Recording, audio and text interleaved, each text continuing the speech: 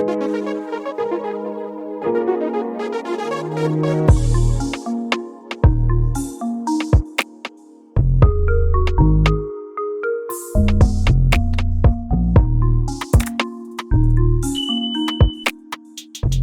guys, welcome to your channel Target with Sachin। तो जैसा कि हमारा उत्तराखंड का इतिहास अभी चल रहा है और इससे पहले हमने महीपत शाह तक देख लिया था, जिसमें हमने ताम्रपात्र जो कि हाट का ताम्रपात्र है उसका भी उल्लेख देखा था, माधो सिंह के समय का। तो अब हम उससे आगे करते हैं कि जो इसके बाद नेक्स्ट शासक होते हैं वो होते हैं पृथ्वीपति शाह। ठीक है, तो वो क्या होते हैं, महपति शाह के पुत्र होते हैं। उनका शासन 1640 से लेकर 1664 तक माना जाता है। देखो, 7 वर्ष की जो बालक अवस्था थी उस समय उन्हें क्या शासन के रूप में रहना पड़ता था। लेकिन क्या होता था कि जब कोई भी अवयस्क होता था उस समय पे, तो उसकी कोई संरक्षिका होती थी। ठीक है, तो जो पृथ्वीपति शाह थे, उनकी जो अवयस्क के समय पर जो संरक्षिका थी वो उनकी माता रानी कर्णावती थी। ठीक है, आपने रानी कर्णावती का नाम काफी बार क्वेश्चनों में देखा होगा। तो अब हम इसके बारे में आगे जानेंगे। ठीक है, तो महासिर उल उमरा मुगल बुक में भी क्या है, इनका वर्णन दिया गया है। बहुत अच्छे तरीके से इनका वर्णन मिला है, जो कि कोई भी छिपी हुई बात नहीं है। ठीक है, क्यों? क्योंकि इनके समय पे क्या हुआ था कि शाहजहां ने क्या किया था, शाहजहां ने गढ़वाल पर अटैक किया था। मतलब उन्होंने अपने 1000 सैनिकों 1 लाख सैनिकों और 30,000 घुड़सवारों के साथ क्या किया था, गढ़वाल पर आक्रमण किया था। क्यों?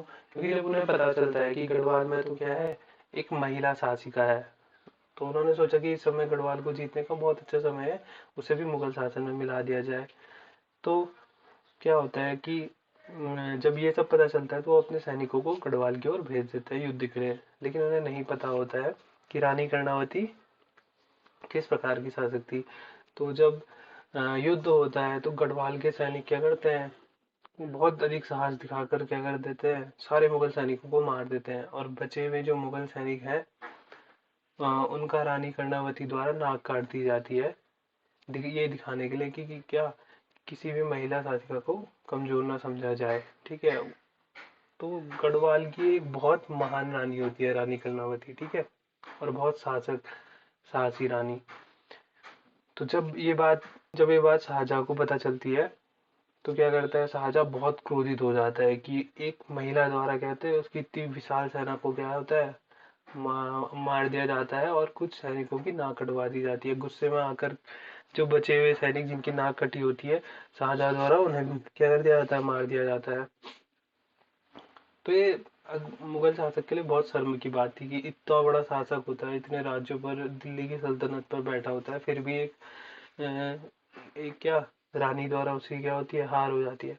तो 1655 में इस कारण क्या होता है कि 19 साल बाद क्या होता है कि 19-20 साल बाद क्या होता है, शाहजहां दोबारा बदला लेना चाहता था।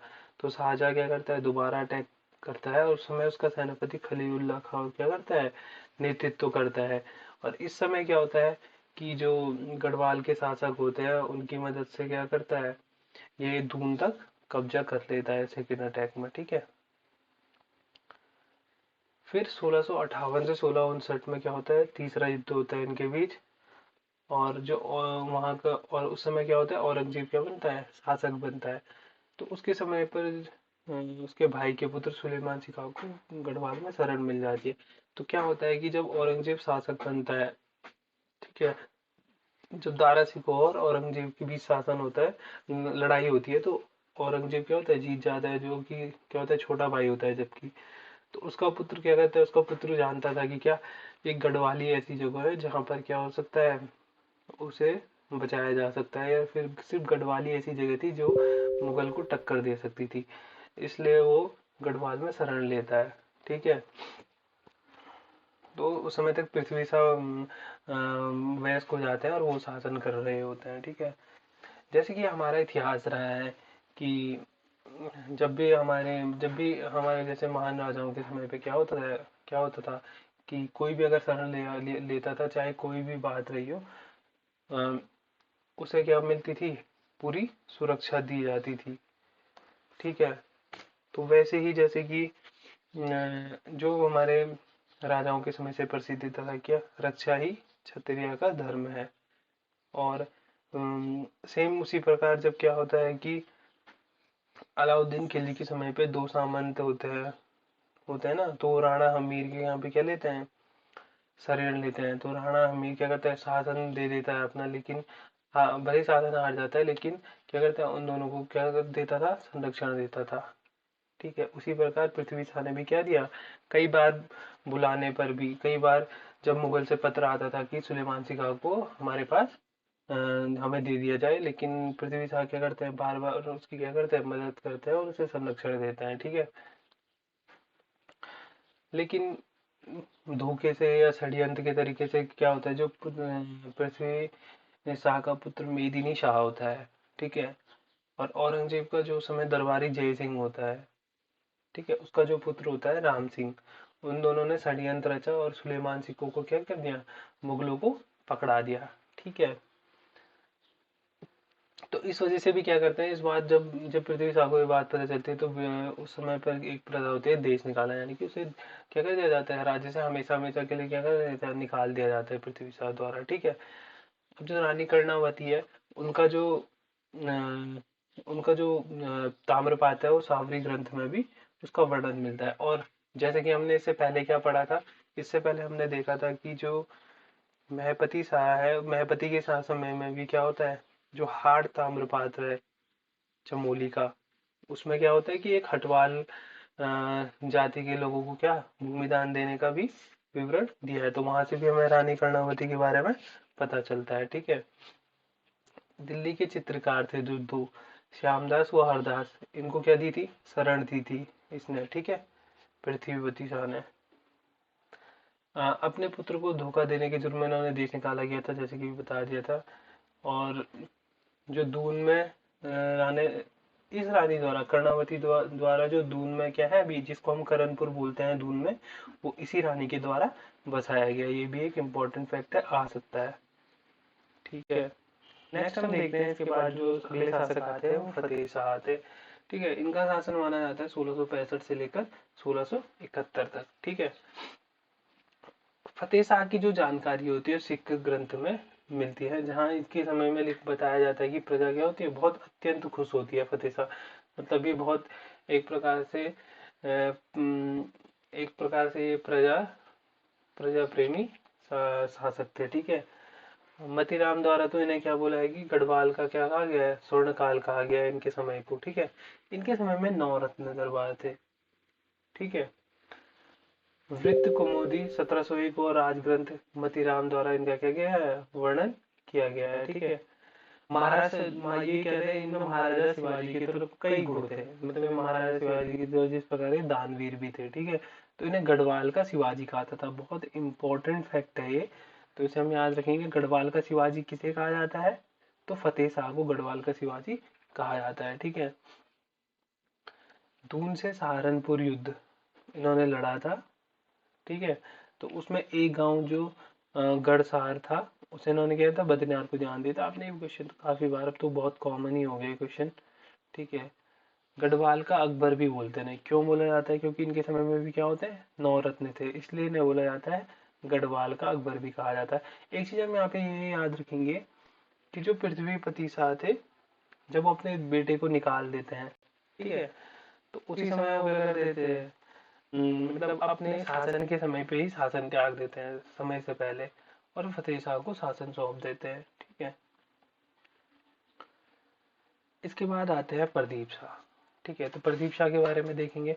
तो प्रदीप शाह भी क्या थे, अवयस्क बालक थे, 1717 से 1772 तक इनका शासन माना जाता है। तो जैसे कि पृथ्वीपति शाह की संरक्षिका थी, उसी प्रकार इनकी संरक्षिका कौन थी, इनकी माता जिया कनक देवी। ठीक है, देखो इनके समय को बोला जाता है चंद व पवार की मित्रता। अब हम देखो कनेक्ट करेंगे इसे कहाँ से, चंदवन से। ठीक है, तो इनके समय को क्या बोला जाता है, चंद और पवार की मित्रता का समय। जैसा कि हमको पता था कि 1743 में क्या होता है, चंदों पर रोहिलों का आक्रमण होता है, हमने पढ़ा था इससे पहले। और उस समय वहां पे कौन होता है, कल्याण चंद चतुर्थ होता है, ठीक है। तो कल्याण चंद चतुर्थ को जब रोहिलों द्वारा आक्रमण होता है तो उसे कोई से कुछ समझ नहीं आता है, क्योंकि वो हार रहा होता है। तो वो प्रदीप शाह से मदद मांगता है, ठीक है। और जिस युद्ध को क्या बोला जाता है, धुनागरी युद्ध भी पड़ा था जिसका नाम, ठीक है। और उस समय जब हारने पर क्या होता है, प्रदीप शाह द्वारा राजकोष से 3 लाख रुपए क्या करता है, कल्याण चंद चतुर्थ को दिए जाते हैं, ठीक है। उनके द्वारा मदद की जाती है। नेक्स्ट है जो 1757 में रोहिलों द्वारा गढ़वाल पर आक्रमण हुआ था। उस समय दून में कौन था, नजीब खां सेनापति था। बहुत ही इंपॉर्टेंट है, रोहिलों द्वारा गढ़वाल पर आक्रमण कब हुआ था, 1757 में हुआ था। हम इसे याद रखेंगे, ठीक है। क्या होता है, दून में पंवारों पे आक्रमण होता है इन्हीं के द्वारा, रोहिलों द्वारा।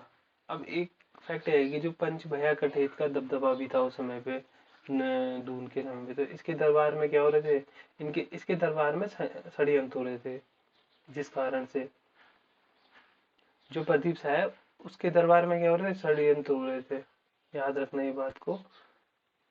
नेक्स्ट है मौला राम तुवर को शरण दी थी इसने, जो कि क्या थे, एक चित्रकार थे, मतलब शरण दी थी और एक तरफ से उनका संरक्षण किया था, ठीक है। चित्रकार थे और कवि थे गढ़वाल, उन्हें गढ़वाल का कवि भी कहा जाता है, हम याद रखेंगे।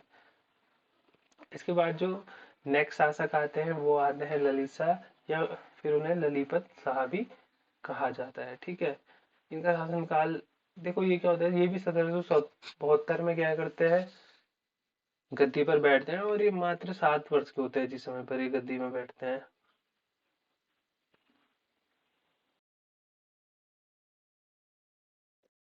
ठीक है। नेक्स्ट जो राजा है वो होता है ललित शाह, या फिर जिन्हें हम क्या बोलते हैं, ललीपत शाह भी बोला जाता है। तो 1772 में इनका शासन शुरू माना जाता है, ठीक है। इनके समय की जो विशेष घटनाएं वो है कि इनके समय में 2 बार सिखों का क्या होता है, मतलब दून में आक्रमण होता है, 1775 में और 1778 में। लेकिन इसका कोई असर नहीं होता है, ठीक है, मतलब उनके आक्रमण से कुछ भी नहीं होता है। नेक्स्ट होता है जो मेन इंपॉर्टेंट है, ये क्वेश्चन हर बार आता है कि सिरमौर का अभियान कब हुआ था। तो 1779 आपको हर जगह डेट मिलेगी, लेकिन कहीं कहीं पे 1778 भी था। तो याद रखना 1778 से 1779 के बीच में क्या हुआ था, सिरमौर का अभियान चला था, ठीक है। जो नेक्स्ट होता है कि हमने चंद्रवंश में मोहनचंद के बारे में पढ़ा था। तो मोहनचंद के दरबारी थे उस समय कौन, हर्षदेव जोशी, जैसे कि हमने पढ़ा था, जिन्हें शिवदेव जोशी भी कहा जाता था। उन्होंने क्या किया था, ललित शाह को इनवाइट किया था। जब उन्होंने वहां मोहनचंद ने क्या कर दिया था, बहुत से शासकों की हत्याएं करके खुद गद्दी पर बैठ गया था। तो उन्होंने क्या किया, हमने पढ़ा था ना कि हर्षदेव जोशी क्या होते हैं, षड्यंत्र रचते हैं। तो वो क्या करते हैं, ललित शाह को इनवाइट करते हैं युद्ध के लिए, वो इसी समय की घटना है। तो यह युद्ध क्या होता है, बगवाली पोखर युद्ध होता है, जिसमें ललित शाह और मोहनचंद के बीच मध्य होता है। तो याद रखेंगे 2 युद्ध, सिरमौर अभियान और बगवाली पोखर युद्ध कब हुआ था, 1779 में। दोनों डेट सेम है, ठीक है। वह युद्ध बगवाली पोखर का युद्ध हुआ, जिसमें क्या ललित शाह और मोहनचंद के मध्य 1779 में मोहनचंद पराजित होता है, मोहनचंद क्या होता है, वहां से भाग जाता है, ठीक है। तो इनके क्या होते हैं, वैसे 4 पुत्र होते हैं, ठीक है। जो ललित शाह होते हैं उनके 4 पुत्र होते हैं। उसमें से क्या करते हैं, ये अपने दूसरे नंबर के पुत्र होते हैं, ज्येष्ठ पुत्र प्रद्युम्न शाह। जिन वैसे इन्होंने प्रद्युम्न शाह को गोद लिया होता है दत्तक पुत्र, क्योंकि प्रद्युम्न शाह क्या होते हैं, जो उनकी नेपाल की रानी होती है उनसे हुए पुत्र होते हैं, ठीक है। तो ये क्या करते हैं, जब वहाँ देखते हैं कि भाई कुमाऊं का गद्दी खाली है, तो वहाँ पे अपने बेटे प्रद्युम्न शाह को भेज देते हैं, ठीक है। और वापस आते समय श्रीनगर जाते वक्त, वो जो वहाँ से लड़कर ये वापस आ रहे होते हैं, तो श्रीनगर जाते वक्त दुलड़ी में इनकी क्या होती है, मलेरिया से मृत्यु हो जाती है। तो ये एक हम चीज याद रखेंगे कि किस शासक की मृत्यु मलेरिया से हुई थी। तो वो शासक कौन थे, ललित शाह थे, ठीक है।